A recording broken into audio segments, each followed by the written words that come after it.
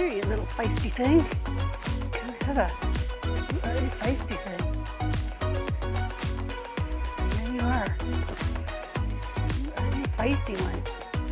Not happy at all about that, having that in his mouth.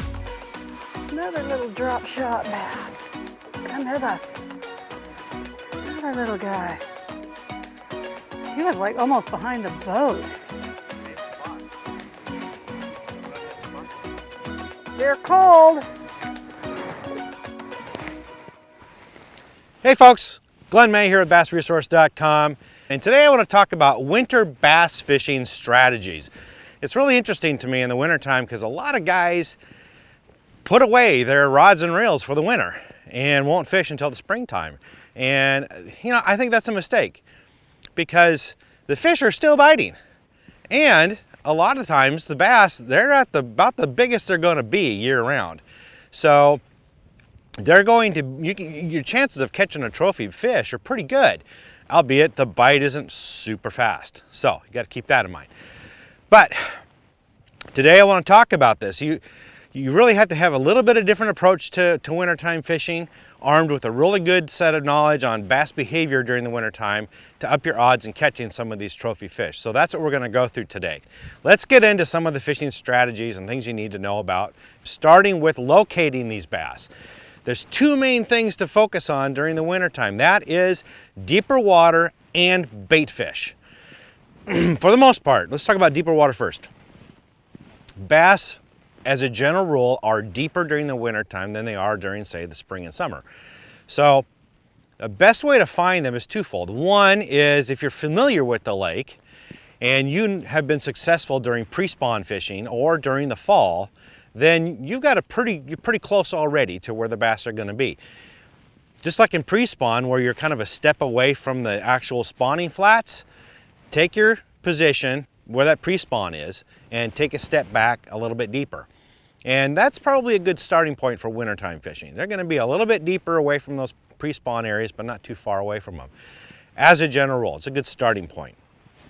Another way to find them is use your depth finder, look around, find that structure. Here you're looking for underwater humps, you're looking for underwater islands, ridges, long tapering points, those kind of things. Typically I'd start around that 15 to 25 foot range.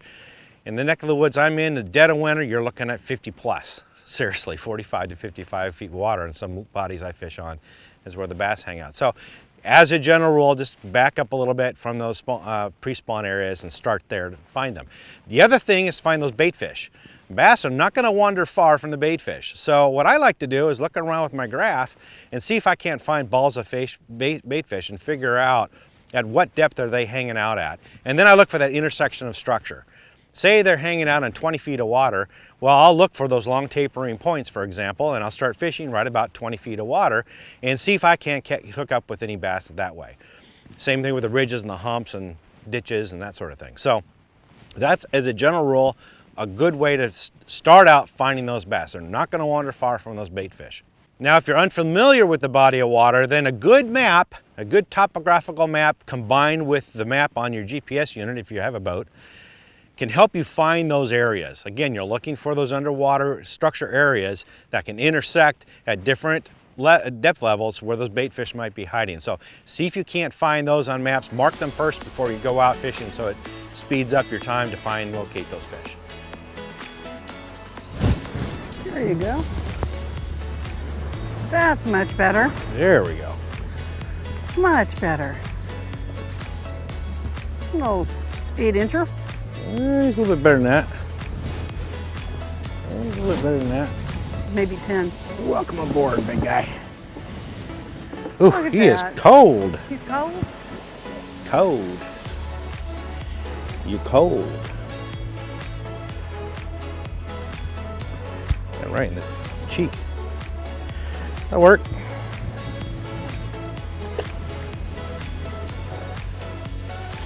Okay, let's talk a little bit about lure selection. It's actually a lot easier in the wintertime to figure out what lures to use because, as a general rule, bass aren't going to be hitting top water baits. They're not going to be aggressively chasing down fast moving baits like crankbaits and spinnerbaits. So that leaves you to slower moving baits and baits that stay or hug near on the bottom or stay near the bottom.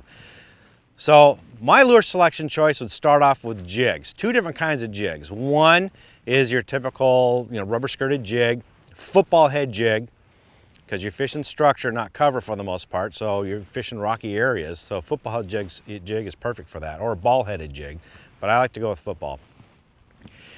And with that, you're imitating a crawdad. And crawdads during the wintertime are a bit lethargic, they're moving slow, they are affected by the winter, or the cold water. So they move slowly. They're not hopping and jumping up off the bottom and moving around. So just crawl it on the bottom, just drag it along the bottom. You can do this with your rod, just move your rod and watch your rod tip.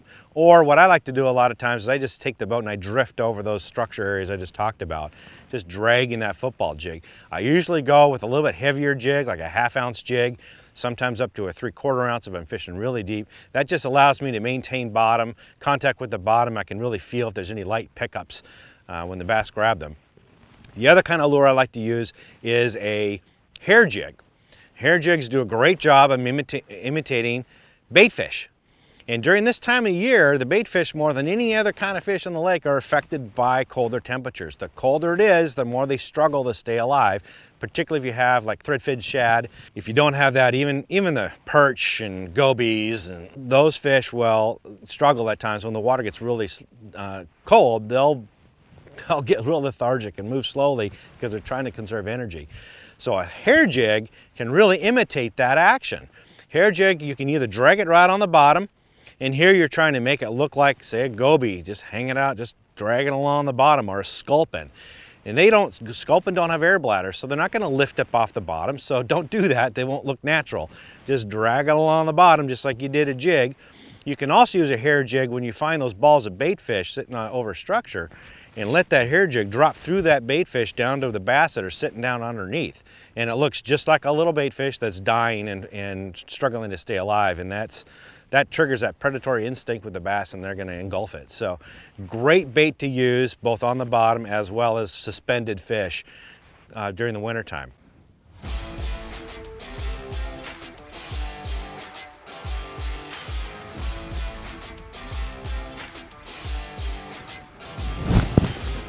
That was a pickup. It just got light. I just lost the weight.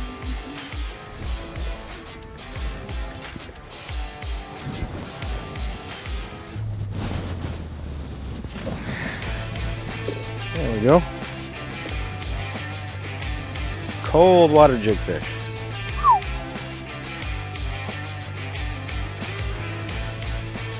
All right. Not a huge one, but hey, I'll take it in the wintertime.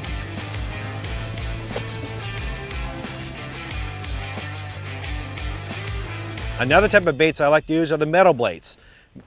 Metal baits. The metal baits, those are things like spoons and also blade baits. Spoons, what they do is they don't even look like anything, in the natural wild, right? But they imitate that dying bait fish action, which is what the bass are really keen on. Again, these bait fish are struggling to stay alive, and a lot of them are dying. So what they do is they kind of flutter. They fall, they try to stabilize themselves and dart back up, and they fall again. And that's exactly how you fish a spoon. You get it down towards the bottom, you jig it up and let it flutter back down on slack line. And that action is what the bass they're triggering on biting. So a spoon can be very, very effective.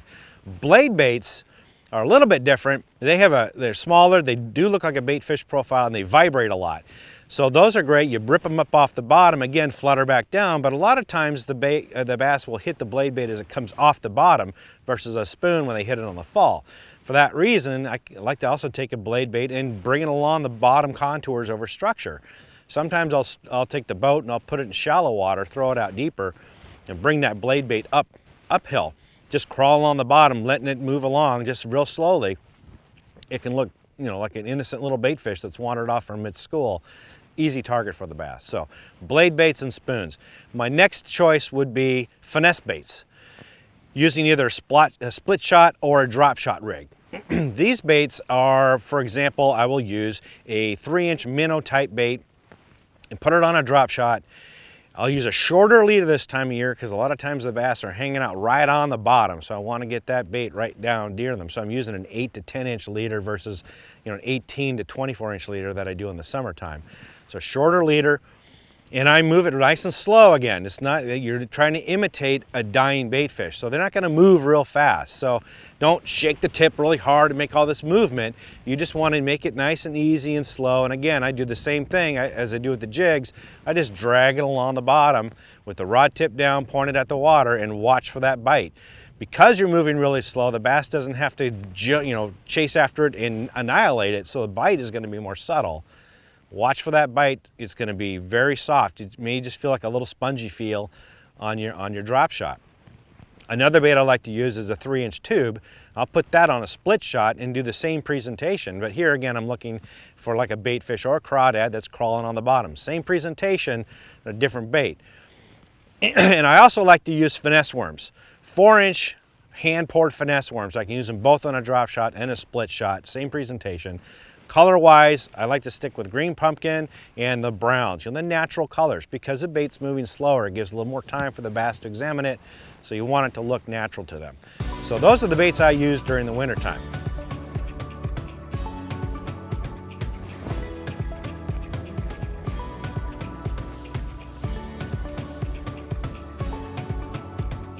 Ooh, you're pulling like you're mean. There you go. That's Pulling like you're mean. That's a good fish there. There you go. That's a largemouth. Boy, oh boy, you are not happy with me. There we go. That does the trick. That does the trick. Drop shot fish. There we go. There we go. Much better fish. Much better. That works. That's what we've been waiting all day for. That's a good one. Thank you, dude. Put a little belly on him. Yeah, that works. Put a little fish. Drop shotting. There you go, baby. Thank you for the play. That was fun. Slowly just saunters off. One other tip I want to give you for bass fishing during the wintertime is use your electronics. Really learn how to use your electronics. Get it off the auto mode and understand how to interpret what those electronics are telling you, because a lot of times here you're not fishing visible structure. You're not fishing docks or stumps that are sticking out of the water or lily pad fields, that sort of stuff where you see it. Here you got to use your underwater eyes to see that structure. So you need to be able to find and understand the difference between, say, chunk rock and gravel, or a hard bottom and a soft bottom, besides just the contour changes. Really understand what kind of bottom that is, and then be able to pick out your lure. A lot of these presentations, such as jigging spoons, using blade baits, using drop shot, is, you know, you're sitting right over the spot in deeper water, and you can use your electronics to watch that bait come down through the water column, and a lot of times you can see the bass react to it, and you can adjust your tactics. It's almost like sight fishing that you see in the springtime. You can watch bass react to your lure and change your presentation to get them to bite. If you can really understand your electronics and understand what you're seeing, it's very similar. It's like sight fishing. So take the time to understand your electronics, because it's a valuable asset during the wintertime. Armed with these tips, you're gonna catch yourself a big fish during the wintertime. Understand it's gonna be slow, but when you do catch a fish, it's gonna be a big one. For more tips and tricks like this, visit bassresource.com.